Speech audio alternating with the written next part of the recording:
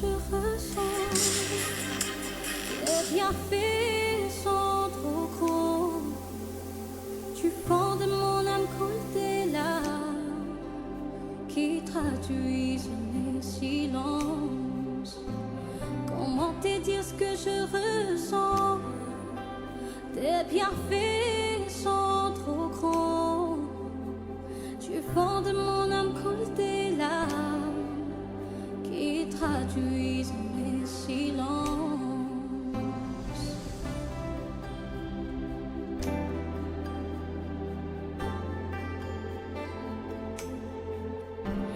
Comme l'argile devant les potiers, donne-moi la forme qui te plaît. Fais toutes choses en ton temps, je serai toujours confiante. Comme l'argile devant les potiers, donne-moi la forme qui te plaît. Fais toutes choses en ton temps, je serai toujours confiante.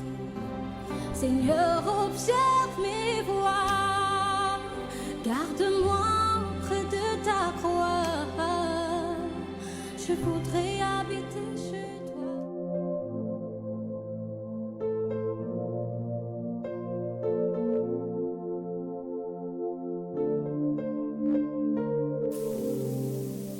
Que la grâce de Dieu soit sur nous, que le Seigneur vous bénisse.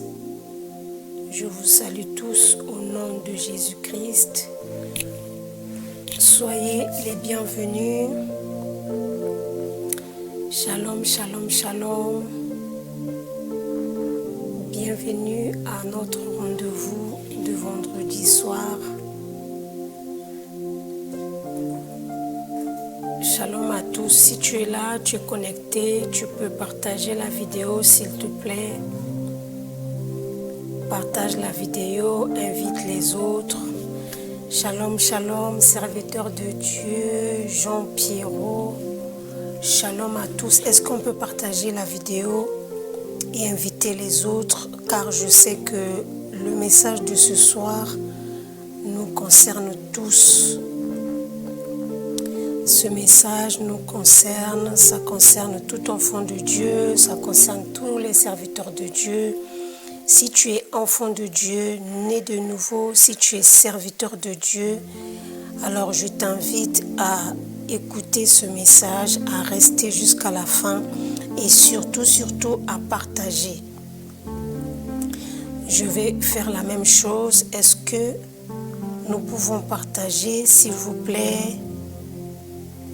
Partageons au maximum et le Seigneur nous fera encore du bien. Est-ce qu'on peut partager la vidéo? Est-ce qu'on peut partager, inviter les autres? Je vous salue tous au nom de Jésus-Christ. Shalom ma maman Flora. Que Dieu bénisse tous ceux qui sont connectés. Que Dieu bénisse tous ceux qui sont en train de partager. Le Seigneur a une parole pour nous. Le Seigneur a un message pour nous. Alléluia.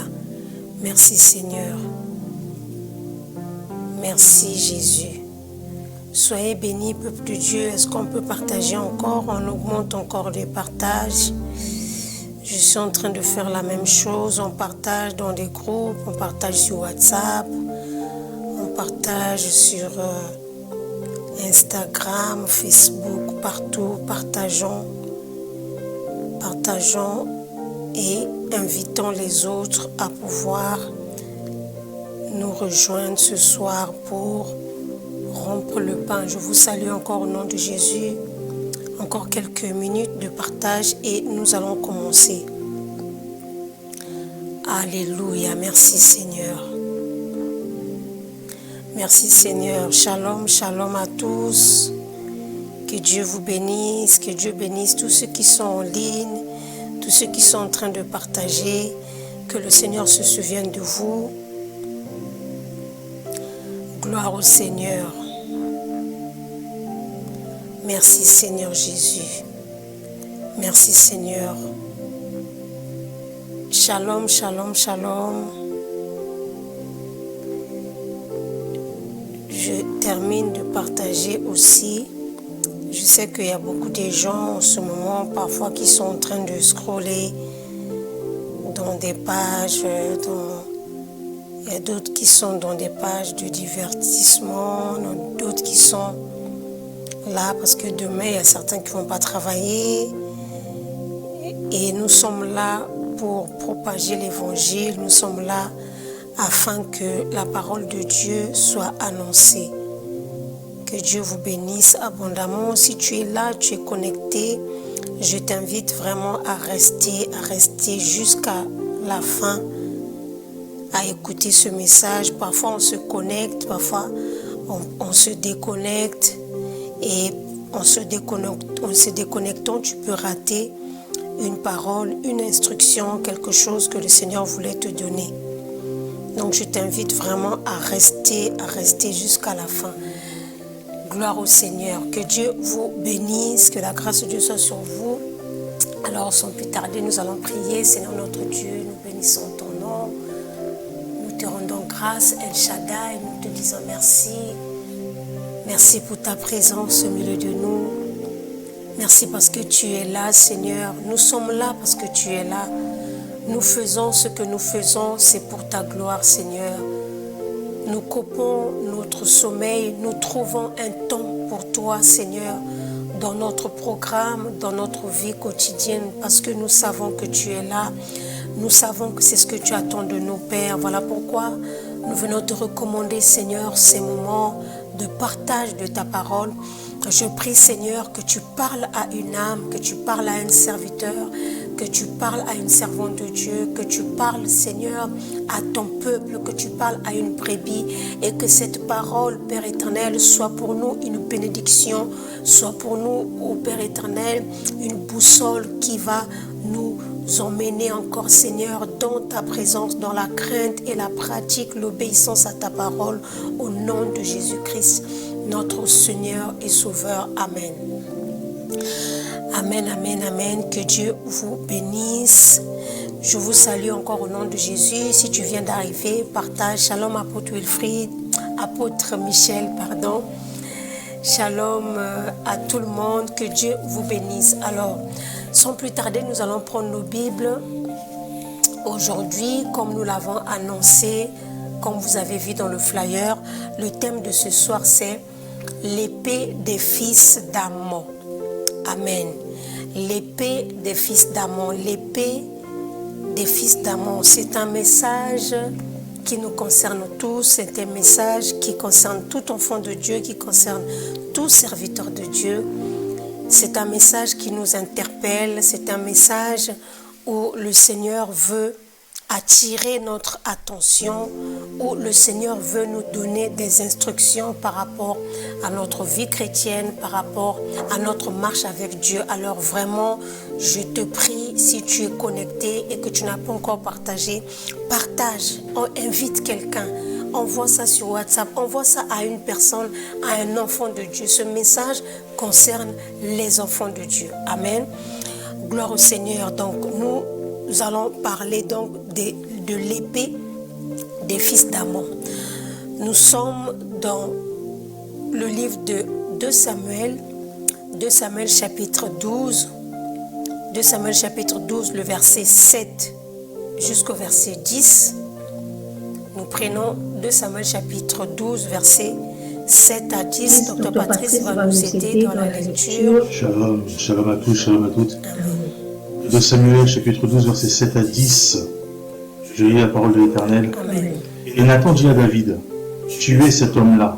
Ainsi parle l'Éternel, le Dieu d'Israël. Je t'ai oint pour roi sur Israël, et je t'ai délivré de la maison de Saoul. Je t'ai mis en possession de la maison de ton maître.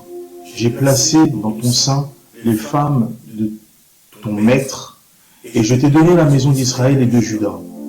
Et si cela eût été peu, j'y aurais encore ajouté. Pourquoi donc as-tu méprisé la parole de l'Éternel, en faisant ce qui est mal à ses yeux? Tu as frappé de l'épée Uri le Héthien. Tu as pris sa femme pour en faire ta femme, et lui, tu l'as tué par l'épée des fils d'Ammon. Maintenant, l'épée ne s'éloignera jamais de ta maison, parce que tu m'as méprisé, et parce que tu as pris la femme d'Uri, le Héthien, pour en faire ta femme. Amen.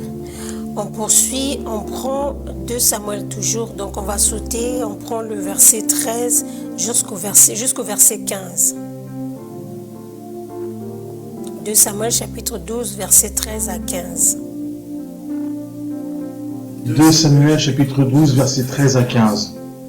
David dit à Nathan, « J'ai péché contre l'Éternel. » Et Nathan dit à David, « L'Éternel pardonne ton péché, tu ne mourras point.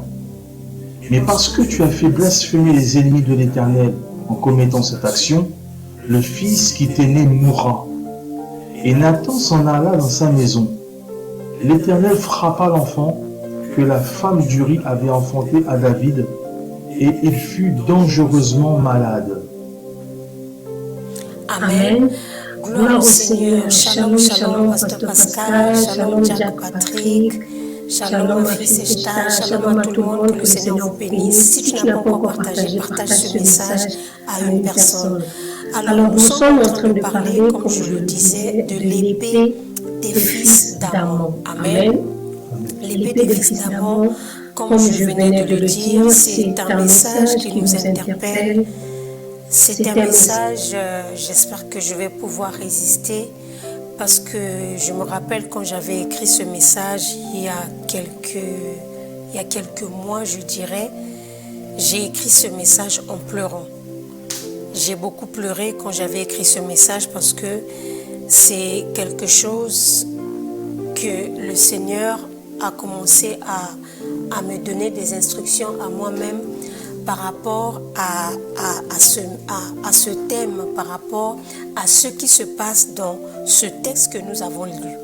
C'est un texte que nous connaissons, presque tous les enfants de Dieu connaissent ça. La Bible déclare que David, un jour, il était dans son palais, et lorsqu'il était dans son palais, il va voir de loin une femme qui se baignait, et la Bible déclare qu'il va convoiter d'abord cette femme, ensuite il va appeler cette femme, et David va avoir des relations avec cette femme alors que c'était une femme mariée. Et connaissant que c'était une femme mariée, la Bible dit que David va tout faire pour que son mari, je pense que Dr Patrice avait prêché sur ça il y a quelque temps, David va tout faire pour que son mari aille dans sa maison afin qu'il puisse avoir des rapports avec sa femme et que voilà, que ça soit ni vu ni connu. Malheureusement, Uri n'a pas accepté. Ça fait de l'écho quand tu parles. Il y a de l'écho quand je parle. Est-ce que tout le monde m'entend bien, s'il vous plaît? Faites-moi signe. Est-ce que tout le monde entend de l'écho? Ah d'accord, ok. D'accord, Eddie, ça va. Ok. Gloire au Seigneur. Amen. Donc je disais que David, il a échoué à la première tentative de vouloir cacher son péché. Et la Bible déclare qu'il va donc il va demander à ce qu'on puisse placer le mari de cette femme, donc le mari de Bathsheba, qu'on puisse le placer à la tête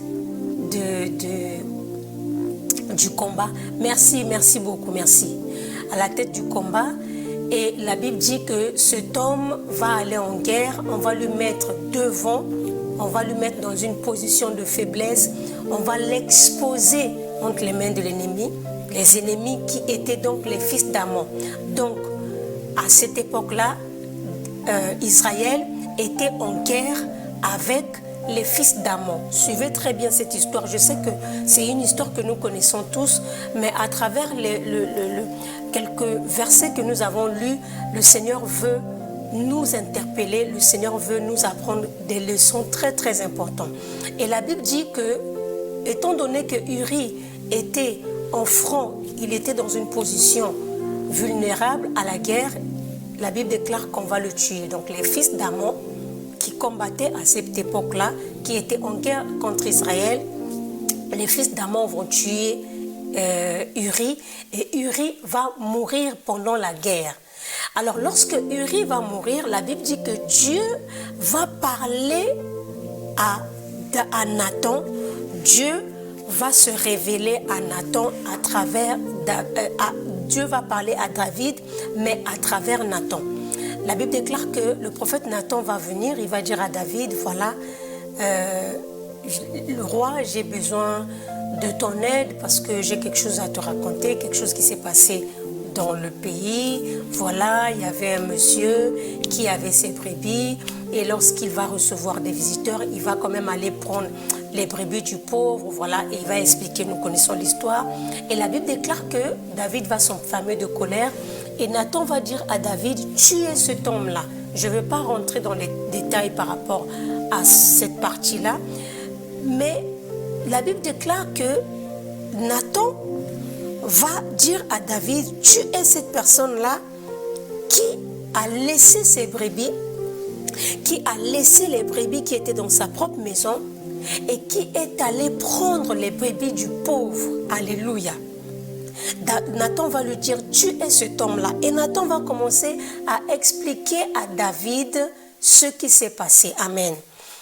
Est-ce que Dr Patrice peut réafficher encore 2 Samuel chapitre 12 à partir du verset 9? Je pense que c'est le verset 9. Oui, tu peux tout afficher. 2 Samuel chapitre 12 à partir du verset 7. Et voilà. Écoutez ce que le Seigneur va dire au verset 9. Il dit, donc c'est Nathan qui fait des reproches à David de la part de l'Éternel. Il dit, pourquoi donc as-tu méprisé la parole de l'Éternel en faisant ce qui est mal à ses yeux? Tu as frappé de l'épée Uri. Amen. Tu as frappé de l'épée Uri et tu as pris sa femme pour en faire ta femme, et tu l'as tué par l'épée des fils d'Amon. Alléluia. Alors lorsque vous lisez déjà ce passage, lorsque vous essayez d'analyser ce passage, vous allez voir comme s'il y a une incohérence. La Bible dit que David était dans sa maison. David était dans sa maison. David n'était pas allé en guerre. David était dans sa maison, dans son palais royal. Amen. Mais lorsque Uri est mort, lorsque Nathan va parler à David, Nathan va dire à David, tu as frappé Uri. Alors dans la Bible, logiquement parlant, il n'y a aucun verset, à aucun moment, on voit David frapper Uri. Alléluia. À aucun moment, on voit David frapper Uri. À aucun moment, on voit David avec de l'épée. David était dans sa maison. Mais Nathan va dire à David, c'est toi qui as frappé Uri. Et ensuite, il ne s'arrête pas là, il continue, il dit, tu n'as pas seulement frappé Uri, mais tu as tué Uri. Alors que David, il était dans sa maison. Alors que David, il était dans son palais. Mais Dieu va dire à Nathan que la personne qui est morte dans la guerre, pendant la guerre, c'est David qui est le responsable. Et Dieu va décrire comment David a tué Uri. Dieu va dire à David, tu as tué Uri. Mais tu n'as pas tué Uri avec tes mains. Tu as tué Uri avec l'épée des fils d'Amon. Tout à l'heure, on a vu que le peuple d'Israël, ils étaient en guerre avec les fils d'Amon. Et pendant cette guerre-là, les fils d'Amon, ils avaient certainement des épées. ce sont des fils d'Amon qui ont tué Uri. Mais lorsque Dieu parle à David, Dieu dit à David à travers Nathan que c'est toi qui as tué Uri. Et tu l'as tué avec l'épée des fils d'Amon. Et la Bible dit, Dieu va commencer à dire à David ce qui va se passer dans sa maison. Il va lui dire, c'est pour cela, l'épée ne s'éloignera pas de ta maison. Alléluia.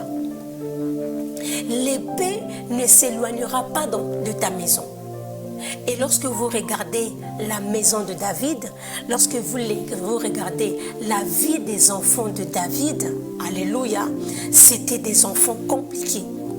Lorsque vous regardez ce qui s'est passé dans la maison de David, c'était très très compliqué. Il y a un fils à David qui a tué son frère, il y a un autre qui a presque violé sa soeur, et il y a un autre encore qui s'est rébellé, qui voulait même tuer David, qui a fait un coup d'état et qui voulait prendre le pouvoir. Alléluia. L'épée, ne sait pas ce que Nathan a dit, a fini par s'accomplir. Alors je me suis posé la question, pourquoi Dieu considère que c'est David qui a tué Uri avec l'épée des fils d'Amon? Alléluia. Lorsque vous lisez l'histoire de David, ce n'était pas la première fois que David puisse tuer quelqu'un. Vous vous souvenez de Goliath? La Bible déclare que David avait tué Goliath avec ses propres mains, c'est-à-dire qu'il a pris une pierre qui était dans sa gibecière, il a lancé et Goliath est mort. Lorsque Goliath est mort, David n'était pas maudit. La maison de David n'était pas maudite. Alléluia. Les enfants de David, la postérité de David n'était pas maudite lorsque Goliath est mort. Mais lorsque Uri est mort, alors que David n'a jamais touché Uri, la Bible dit, Dieu va dire, c'est toi le coupable, c'est toi le meurtrier. Alléluia. Alors pour comprendre ce message, qu'est-ce que l'épée des fils d'Amon représente étant qu'enfant de Dieu? C'est quoi l'épée des fils d'Amon? Et comment l'épée des ennemis, comment l'épée des fils d'Amon peut se retrouver entre les mains de David? Alléluia. Comment se fait-il, David qui n'est pas un fils d'Amon, David qui est de la tribu de Juda, David qui est un Hébreu, David qui est un enfant d'Israël, David, alléluia, qui est un serviteur de Dieu, David qui est un roi, David qui a été oint, David, alléluia, qui a combattu, David qui a terrassé Goliath, David qui faisait la fierté d'Israël. Comment se fait-il, comment l'épée des ennemis peut se retrouver entre les mains de David? Je veux commencer par là. Comment l'épée des fils d'Amon s'est retrouvée entre les mains de David? Amen. C'est très simple. Lorsque vous lisez la parole de Dieu, vous allez voir dans 2 Samuel chapitre 11, alléluia, vous allez comprendre comment l'épée des fils d'Amon, pourquoi l'épée, tout à l'heure je vais parler de cette épée-là, mais j'aimerais d'abord que nous puissions comprendre comment l'arme de l'ennemi, alléluia, comment l'arme des ennemis d'Israël s'est retrouvée symboliquement entre les mains de David. Amen. Regardez ce qui est écrit dans 2 Samuel chapitre 11. 2 Samuel chapitre 11, le verset 1, la Bible dit, l'année suivante, au temps où les rois se mettaient en campagne, David envoya Joab avec ses serviteurs et tout Israël pour détruire les fils d'Amon. Alléluia. Et pour assiéger Rabat. Mais David resta à Jérusalem. La Bible nous dit au temps où les rois se mettaient en campagne. Ça veut dire quoi? Ça veut dire qu'au temps de David, il y avait une période, alléluia, dans l'année, les guerres, ça ne se passait pas toute l'année. Il y avait une période bien précise où les peuples rentraient en guerre. C'était en général pendant le printemps. Les peuples, ils rentraient tous en guerre parce que la guerre ne pouvait pas se faire pendant l'été ou encore quand il pleut, alléluia. Donc il y avait un temps bien précis où les peuples se mettaient en guerre. Et la Bible déclare, dans ces temps-là où les rois se mettaient en campagne, c'est-à-dire les rois de chaque nation partaient en guerre, la Bible dit, David, lui, étant le roi d'Israël, il va envoyer Joab avec ses serviteurs et tout Israël pour détruire les fils d'Ammon. Et lui, il est resté à Jérusalem. Alléluia. Alors qu'à l'époque, au temps de David, c'est pas comme aujourd'hui. Aujourd'hui, quand ici, il y a la guerre ici, en général, les présidents, ils sont dans leur maison, dans leur château, ils sont cachés et ils envoient des troupes, ils envoient des militaires. Au temps de David, c'était pas comme ça. Au temps de David, les rois aussi partaient en guerre. Ils partaient en guerre avec tous les peuples. Ils restaient, ils demeuraient dans des tentes comme tous les peuples. Et la présence du roi pendant la guerre était la force du peuple. Alléluia. Donnait la force au peuple. La présence du roi pendant la guerre donnait de l'assurance au peuple. Donc le roi devait aller aussi en guerre. Mais la Bible dit, à cause de je ne sais quelle raison, David à cette époque-là, je répète encore que la guerre ne se passait pas durant toute l'année. Il y avait un temps où il fallait rester. Il y avait un temps où il ne fallait pas aller en guerre, il fallait rester à la maison. Mais il y avait un temps bien précis où il fallait aller en guerre. Et dans ce temps-là, bien précis, qu'il fallait aller en guerre, David, au lieu d'aller en guerre, il a préféré rester chez lui. Alléluia. Et lorsqu'on parle de David ici, David c'est un oint de Dieu.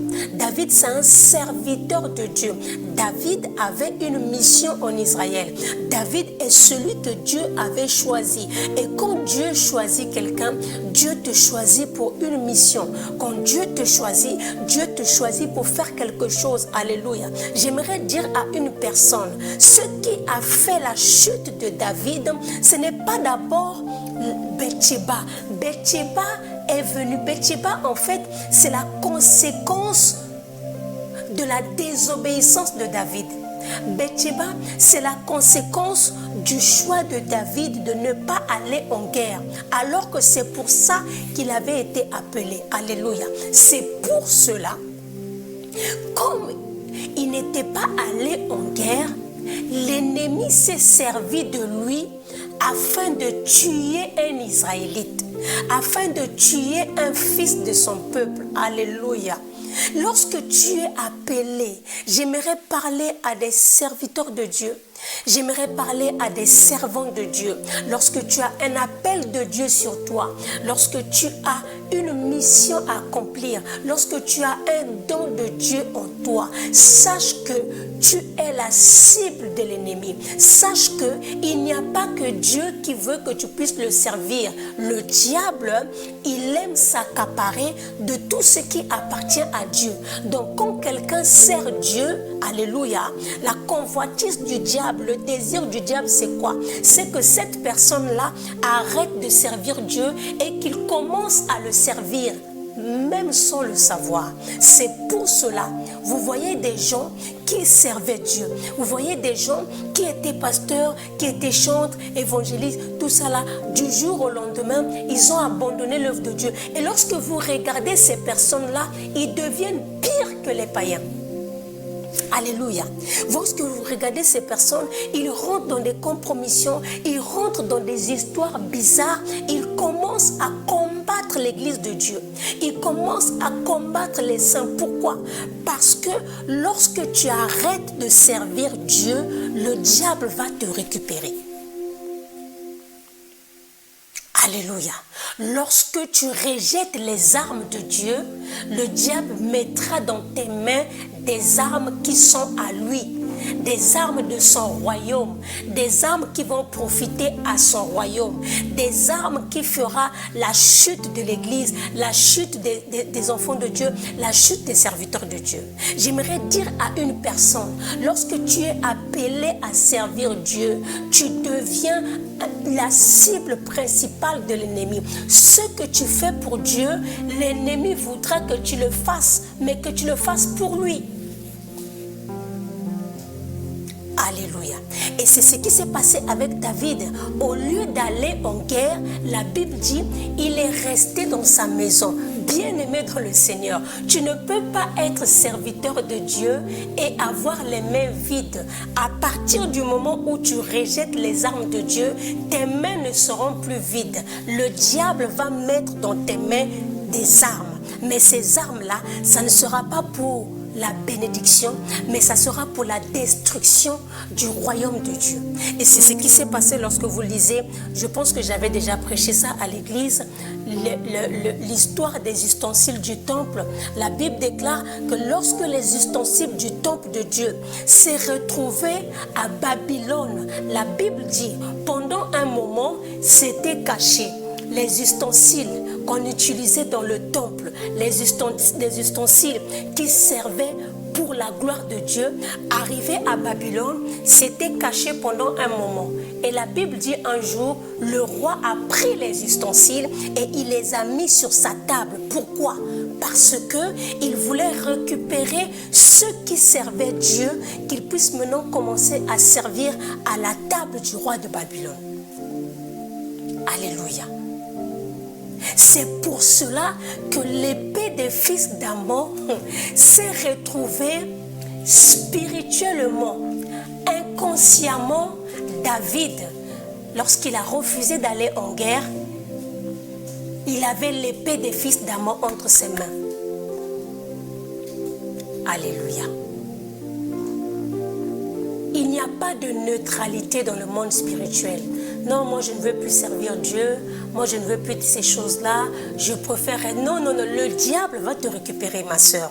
Le diable va te récupérer, mon frère.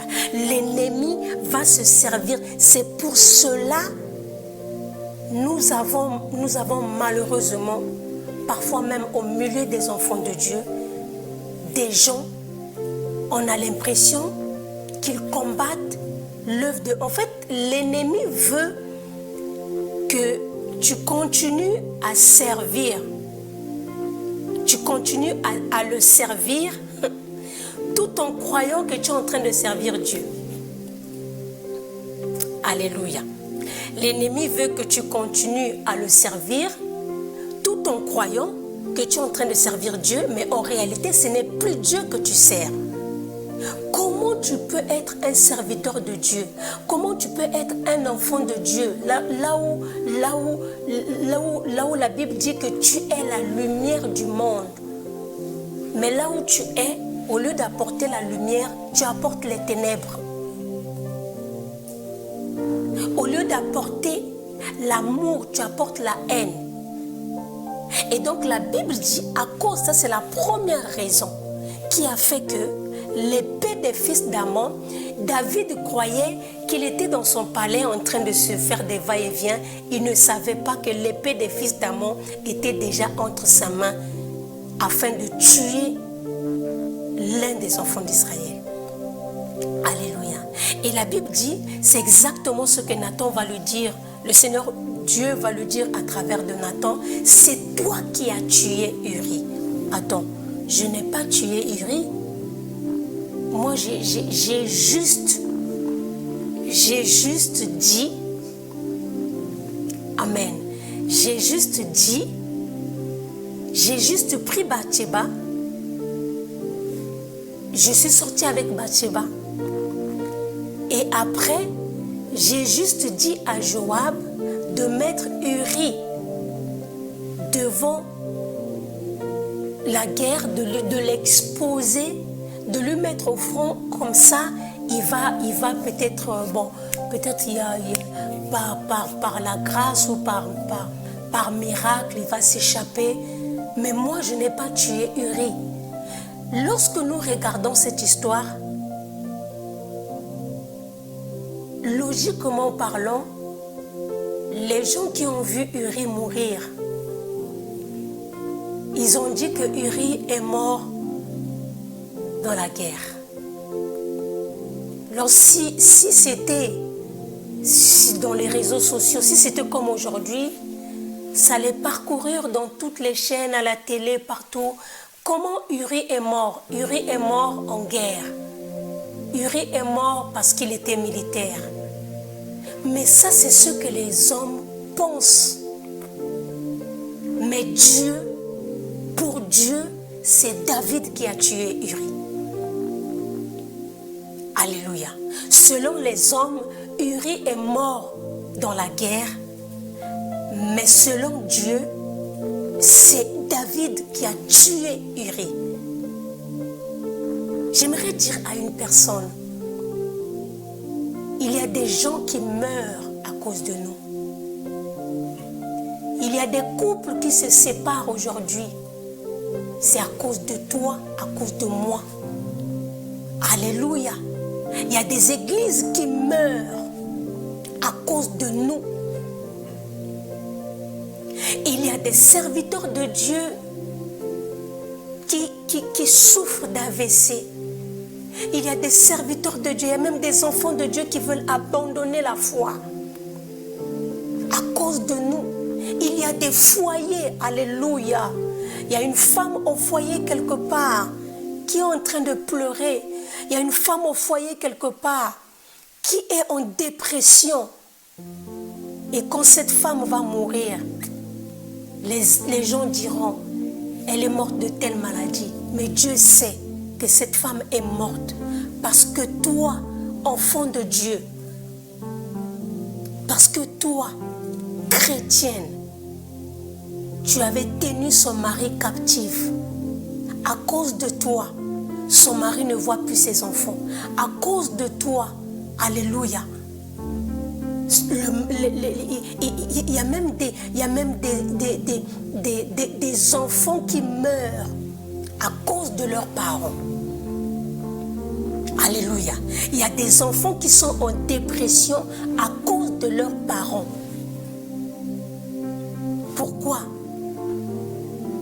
Peut-être à cause de quelque chose. Vous savez, parfois, nous faisons des choses sans réaliser que ce que nous faisons a une portée spirituelle. Sans réaliser que ce que nous faisons représente quelque chose d'autre. Pour David, il était dans sa maison. Pour David, je n'ai rien fait de mal. Ça arrive à tout le monde. J'ai succombé. Alléluia. Mais pour Dieu, ce que David était en train de faire, c'était un meurtre. La haine que nous pouvons avoir dans notre cœur, les humains appellent ça la haine, mais Dieu appelle ça le meurtre. Alléluia. Alléluia. Pendant qu'il était là dans son palais, Dieu le regardait comme un meurtrier, alors que David n'a jamais touché Uri. Tu peux tuer quelqu'un avec tes paroles. Tu peux tuer une âme avec des faux témoignages. Tu peux tuer la foi d'une âme, la foi d'un enfant de Dieu, un enfant de Dieu qui était zélé, un enfant de Dieu qui aimait le Seigneur à cause de nos paroles. La Bible déclare, est-ce qu'on peut lire ça dans Romains? Docteur Patrice va nous lire. Alléluia. Écoutez ce que la Bible nous dit. Partage la vidéo, bien-aimé. Si tu es béni, partage. Romains chapitre 2, le verset 24. Je lis au nom de l'Éternel. Amen. Car le nom de Dieu est à cause de vous blasphémé parmi les païens, comme cela est écrit. La Bible dit, c'est à cause de nous que le nom de Dieu est blasphémé. Alléluia. Nathan dit à David, tu as tué Uri avec l'épée. C'est quoi une épée? L'épée, c'est une arme. Mais dans ce contexte-là, l'épée, c'est l'arme de l'ennemi. L'épée, c'est pas l'arme des enfants de Dieu. Dans ce contexte, l'épée des fils d'Amon ici, ce sont toutes les armes que l'ennemi utilise afin de détruire les vies. À chaque fois que nous utilisons ces armes-là, nous sommes considérés comme des meurtriers devant Dieu. La haine est une arme de l'ennemi. La jalousie est une arme de l'ennemi. Les divisions, ce sont des armes de l'ennemi. Alléluia. Le harcèlement est une arme de l'ennemi. Les critiques, les calomnies, les faux témoignages, ça c'est la spécialité de l'ennemi. Et à chaque fois que nous utilisons ces armes-là, ça veut dire que nous avons dans nos mains l'épée des fils d'Amon. Alléluia. Tu peux tuer quelqu'un, comme je le disais, avec tes paroles. Il y a des gens qui se sont suicidés à cause de tes paroles. Il y a des gens qui ont tout abandonné. Il y a des gens qui sont découragés à cause de tes commentaires, à cause des critiques, à cause des calomnies, à cause des faux témoignages. Il y a des gens qui ont leur foi qui est mort à cause de l'épée des fils d'Amon que nous tenons parfois d'une manière inconsciente. Aujourd'hui encore, comme à l'époque de David, tu peux insulter quelqu'un sans ouvrir la bouche. Est-ce que tu sais qu'aujourd'hui, tu peux insulter quelqu'un avec tes doigts? Alléluia. Avec tes doigts, sur les réseaux sociaux. Tu écris des commentaires, tu ne sais pas ce que ça va faire à la personne quand la personne va lire ce commentaire. Tu ne sais pas dans quel état cette personne-là se trouve, bien-aimée dans le Seigneur. Il y a des gens que vous voyez sur les réseaux qui sont souriants, qui sont contents, qui sont beaux, qui sont jolis. Vous ne connaissez pas ce que les gens traversent. Nous ne connaissons pas toujours ce que les gens traversent. Parfois, à cause d'un commentaire, quelqu'un peut faire une crise cardiaque. Alléluia. Oh, comment tu peux être un enfant de Dieu et quand tu donnes une réponse à quelqu'un, quand tu donnes une réponse à quelqu'un, cette personne-là ne va jamais t'oublier dans sa tête, mais en mal. C'est-à-dire que tu as laissé quelque chose dans sa tête qu'elle ne va jamais oublier, mais en mal. Et à cause de nous, le nom de Dieu est blasphémé. Pourquoi? Parce que nous avons entre nos mains l'épée des fils d'Amon. Qu'est-ce que l'épée des fils d'Amon fait entre les mains des fils d'Israël? Qu'est-ce que l'épée d'un fils d'Amon fait entre les mains de David? David, qu'est-ce que tu fais avec la haine? Qu'est-ce que tu fais avec la jalousie? Comment tu t'es retrouvé dans cette situation, bien-aimé?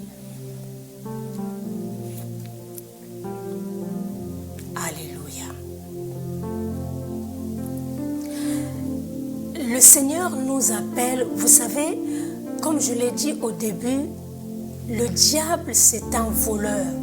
Et quand on dit que c'est un voleur, il veut tout voler. Il veut même voler la gloire de Dieu. Tous les jours, à chaque seconde, chaque minute, nous luttons avec deux forces. La force du bien et la force du mal. Et tous les deux, ils sont en lutte en nous. Alléluia. Et c'est à nous, il dit, je mets devant toi la vie et la mort. Mais choisis. Nous avons la responsabilité de choisir de faire du bien. Amen. Nous avons la responsabilité. C'est toujours un choix. Il y a toujours un choix entre haïr et pardonner. Ça a toujours été une question de choix. Soit tu vas haïr, soit quelqu'un te fait du mal. Il y a deux choix. Soit tu vas détester la personne, soit tu vas le pardonner. Quelqu'un te fait du mal. Et je l'ai dit un jour à l'église, toute personne qui te fait du mal et qui te fait du bien te pousse à pratiquer au moins un verset de la Bible. Je répète, toute personne qui te fait du bien ou du mal te pousse à pratiquer un verset biblique. Quand quelqu'un te fait du mal, cette personne te pousse à pratiquer le pardon. Alléluia. Parfois tu te demandes, mais pourquoi les gens me font du mal? Oui, parce que Dieu veut t'apprendre à pardonner. T'apprendre à pardonner. Et quand quelqu'un te fait du bien, cette personne te pousse à pratiquer la gratitude, la reconnaissance. Alléluia. L'épée des fils d'Amon. Aujourd'hui, l'épée des fils d'Amon est rentrée dans l'église de Dieu. Aujourd'hui, l'épée des fils d'Amon est rentrée au milieu des enfants de Dieu. Comment est-ce qu'on peut retrouver? Qu'est-ce que l'épée des fils d'Amon fait au milieu de nous? Alléluia. Et ça, c'est le plan de l'ennemi. C'est que l'ennemi veut que tu ne puisses pas servir Dieu à travers ton caractère, à travers ton comportement. Parce que tout ce que nous faisons de bien donne gloire à Dieu. Et tout ce que nous faisons de mal donne gloire à l'ennemi. Et c'est ça que l'ennemi veut. Alléluia. L'ennemi veut que la gloire puisse revenir à lui, pas à Dieu. Amen. L'ennemi veut, vous savez, le diable peut te laisser aller à l'église sans pour autant que ton cœur soit transformé. Aller à l'église, non, tu peux aller. Il y a certaines personnes, l'ennemi les empêche d'aller dans la présence de Dieu. Mais il y a d'autres personnes, tu peux aller, mais ne pratique pas. Tu peux aller à l'église, mais ne te fais pas baptiser. C'est-à-dire que l'ennemi veut que nous puissions plus jouer sur l'apparence d'être chrétien. Parce que la Bible dit que lui-même, il se déguise en ange de lumière.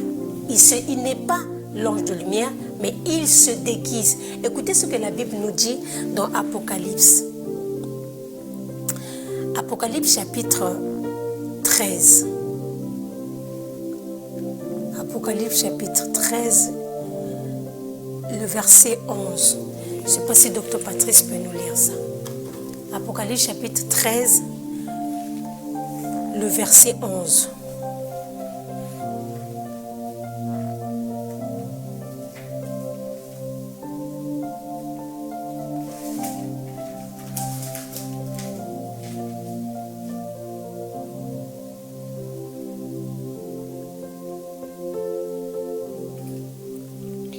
Puis je vis monter de la terre une autre bête qui avait deux cornes, semblable à celle d'un agneau, et qui parlait comme un dragon.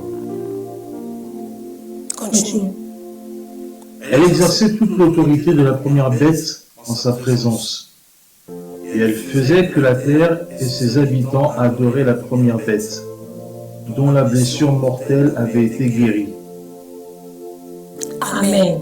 La Bible dit, c'est l'apôtre Jean qui parle lorsqu'il était à l'île de Patmos, la Bible déclare que, arrivé à un moment, il va voir dans sa vision une bête qui monte de la terre. Et la Bible dit que cette bête-là avait 2 cornes. Et ces cornes étaient semblables à celles de l'agneau. Alléluia. C'est une bête qui avait 2 cornes, mais ces cornes étaient comme des cornes de l'agneau. Ces cornes avaient l'apparence de l'agneau. Donc c'est une bête, quand on le regardait, il était comme l'agneau. Alléluia. Il ressemblait à l'agneau, mais il n'était pas l'agneau. Comment savoir qu'il n'était pas l'agneau? Comme je l'ai dit, je pense le vendredi passé, on ne saura pas que tu es chrétien parce que tu tiens la Bible à la main. On ne saura. Le signe qui montre que tu es chrétien, ce n'est pas parce que tu parles en langue. Non, alléluia. Cette bête, la Bible dit qu'elle ressemblait à l'agneau. Elle avait des cornes semblables à des cornes de l'agneau, mais elle parlait comme un dragon. Alléluia. Elle parlait comme un dragon. Tu ne peux pas être fils de l'agneau et parler comme un dragon. Tu ne peux pas être fils de l'agneau et détruire les gens comme un dragon. Tu ne peux pas être fils de l'agneau et détruire les vies, détruire les maisons, détruire les couples, détruire les familles comme un dragon. Ce n'est pas possible. Ça, c'est l'épée des fils d'Amon. Alléluia. L'épée des fils d'Amon ne construit rien. L'épée des fils d'Amon ne bâtit rien. L'épée des fils d'Amon, c'est le meurtre. L'épée des fils d'Amon, c'est le diable qui l'utilise. Et l'ennemi, il veut que tu puisses utiliser l'épée des fils d'Amon. Mais ce soir, alléluia, ce soir, pendant que tu m'écoutes, bien-aimé, renonce à toutes les armes qui ne sont pas de Dieu, même quand tu as raison. Alléluia. Même quand tu as raison. Amen. Parfois tu as raison, mais tu n'es pas un dragon. Tu n'es pas obligé de parler comme un dragon parce que tu as raison. Tu n'es pas obligé de réagir comme un dragon parce que tu as raison. Tu n'es pas obligé de te venger comme un dragon parce que tu as raison. Tu n'es pas un fils d'Amon. Rejette à partir de ce soir. Rejette cette épée-là que l'ennemi veut mettre entre tes mains afin que tu puisses réagir, afin que tu puisses agir. Il y a même des gens, bien aimés, tu peux même être, tu peux ressembler à un agneau, c'est-à-dire tu portes des longues jupes, tu portes des longues robes, tu ne mets pas les pantalons, tu ne mets pas le maquillage, tu ne mets pas les tissages, tu ne mets pas tout ce que nous connaissons. Alléluia.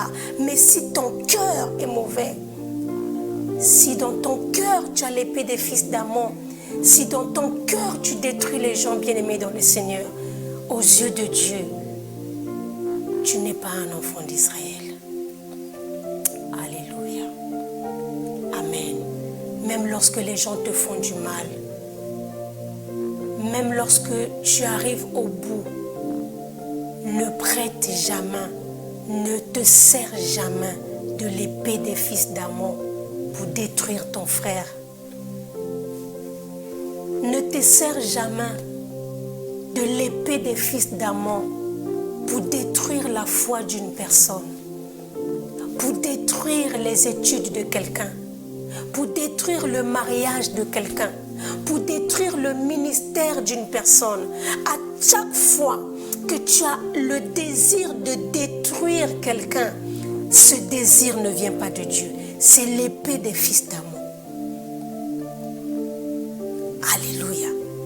À chaque fois que dans ton cœur, oui, quelqu'un dira, je le fais pour le bien du corps de Christ. Aujourd'hui encore dans les réseaux sociaux, il y a un autre ministère qui a apparu dans les réseaux, c'est le ministère de la dénonciation. On va dénoncer. On va dénoncer les faux prophètes. On va dénoncer ceci. Oui, je le fais pour aider le peuple de Dieu. Le tribunal populaire, comme dit Dr Patrice. Les réseaux sociaux, quand quelqu'un a un problème, c'est sur les réseaux sociaux. Tu as un problème avec ton frère, sur les réseaux sociaux, les statuts. Tu as un problème avec ta soeur, sur les réseaux sociaux. Il y a même des gens qui allument leur caméra, ils prennent leur téléphone et ils font des vidéos, ils font des lives pour dénoncer. On va dénoncer. Et quand tu écoutes les dénonciations, du début jusqu'à la fin, il n'y a que des dénonciations. Il n'y a pas l'évangile, il n'y a pas la parole de Dieu, il n'y a pas l'amour. Même lorsque tu dénonces, alléluia, même lorsque tu dénonces, même dans ta dénonciation, il faut que tu parles comme un agneau. Si dans ta dénonciation, tu parles comme un dragon, tu ne fais pas partie du royaume, tu fais partie de la bête qui monte de la terre. Alléluia. Même lorsque tu veux redresser, la Bible dit que vos paroles soient assaisonnées de sel. Alléluia. Que vos paroles soient assaisonnées. Une remarque, un conseil qui n'est pas assaisonné de l'amour, une réprimande qui n'est pas assaisonnée de l'amour de Christ, que de l'amour d'un enfant de Dieu. Alléluia, ça ne peut pas passer. Lorsque vous voyez ce que le Seigneur a fait, lorsqu'il faisait des reproches aux 7 églises, à chaque fois, il disait, je connais tes œuvres. Amen. Il reconnaissait les bonnes choses de chaque église. Je sais que tu es comme ça. Je sais que tu es comme ça. Mais voilà ce que j'ai contre toi. Aujourd'hui, l'église de Dieu est devenue mauvaise. Aujourd'hui, l'église, oui, les églises, les églises. Mais Jésus, lorsqu'il parlait de l'église, lorsqu'il parlait de son épouse, il disait, je connais ton œuvre, tes œuvres, je connais ce que tu fais, je reconnais des points positifs. Mais voici ce que j'ai contre toi. Alléluia. Et c'est ce message-là qui pousse à la repentance. C'est le message de l'amour qui pousse à la repentance. Ce n'est pas le message de la condamnation. Amen. Le message de la condamnation, c'est l'épée des fils d'Amon. Alléluia. J'ai déjà entendu des gens prêcher, faire l'évangélisation. Même lorsque nous évangélisons, n'utilisons pas l'épée des fils d'Amon. Les menaces, c'est l'épée des fils d'Amon. C'est les menaces. Ne menaçons pas les gens lorsque nous évangélisons. Il y a des gens qui disent, vous allez aller en enfer. Vous êtes des fils du diable. Vous êtes ceci. La personne, il dit, vous allez aller en enfer. Vous êtes les fils du diable. Et la personne ne leur montre pas que malgré votre état, malgré votre conduite, malgré ce que vous faites, Jésus vous aime. Dieu vous aime. Il n'est pas encore trop tard. Dieu peut encore vous sauver. Voici le message qui pousse à la repentance.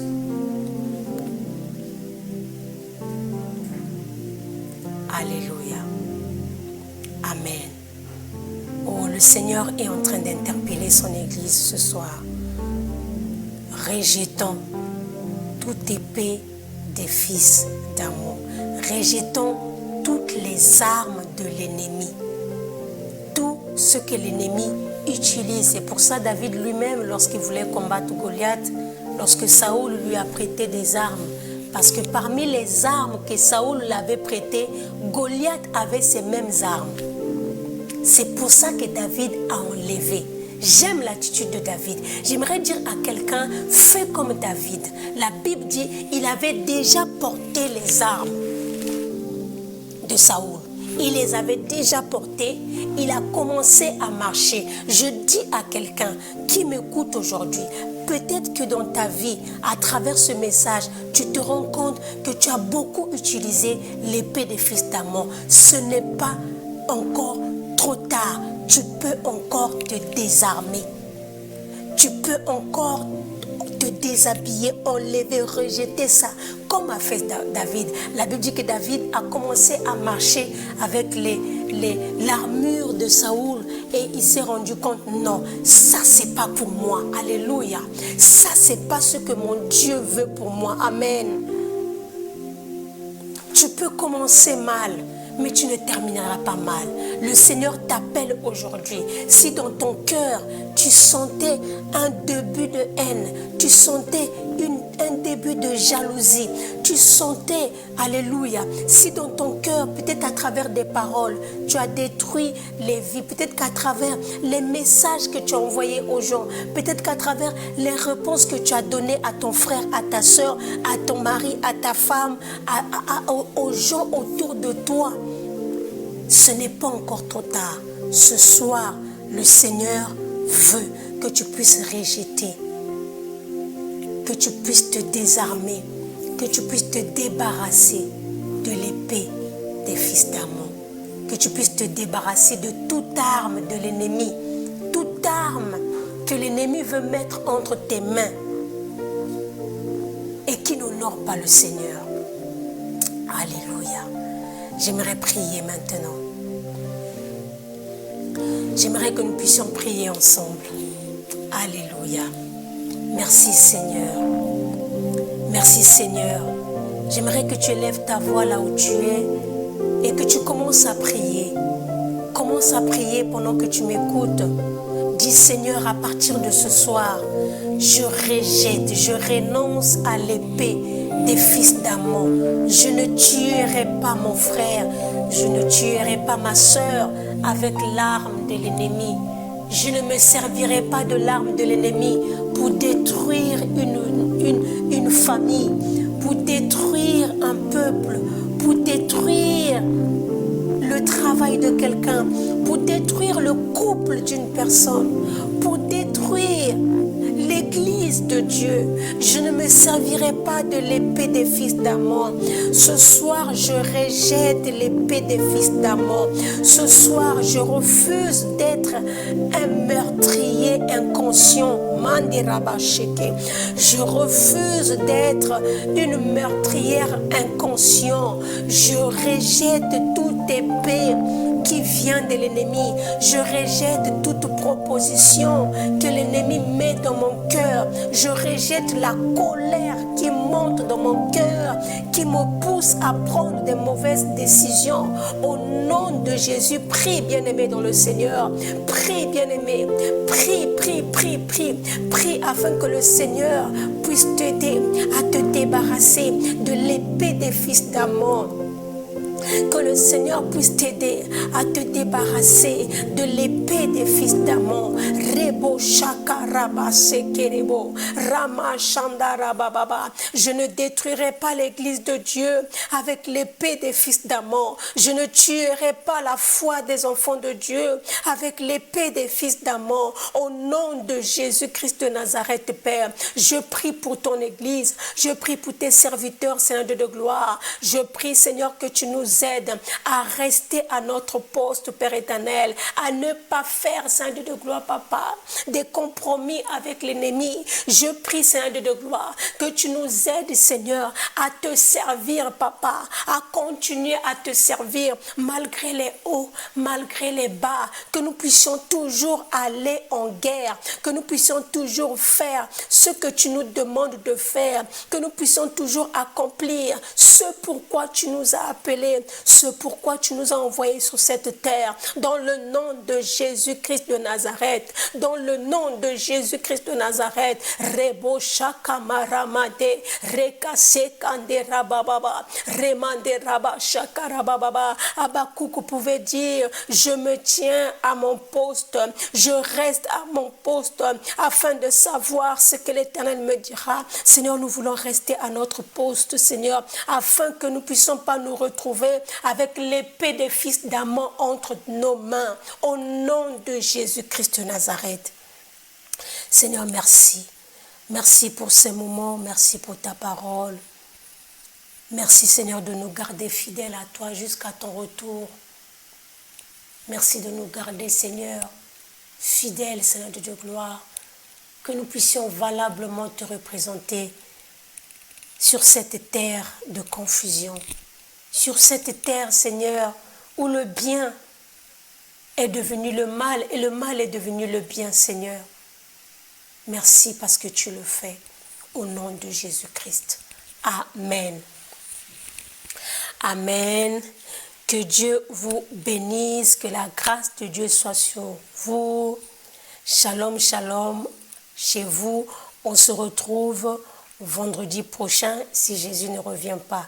Si tu n'es pas encore abonné, abonne-toi à notre page Shekinah Bouvet. Donc nous sommes en ligne. Nous avons nos directs tous les vendredis à partir de 23h. Si tu as été béni par cette parole, partage cela. Envoie ça à quelqu'un et surtout dis à la personne d'écouter jusqu'à la fin afin que le Seigneur puisse visiter cette personne. Amen. Que Dieu vous bénisse. Shalom, shalom.